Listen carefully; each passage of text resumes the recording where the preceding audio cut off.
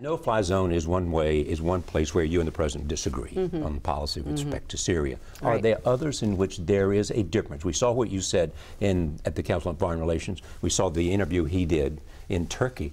You seem to be similarly responding to what the situation is. Where else do you differ in addition to no-fly zones?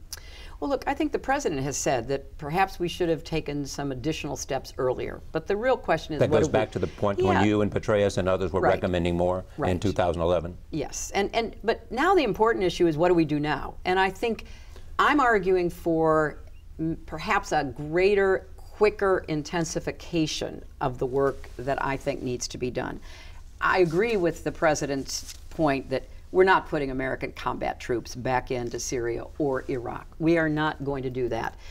Under no circumstances would you not do that? Well, at this point, I cannot conceive of any circumstances where I would agree to do that, because I think the best way to defeat ISIS is, as I've said, from the air, which we lead, on the ground, which we enable, empower, train, equip, and in cyberspace, where, don't forget, they are a formidable adversary online.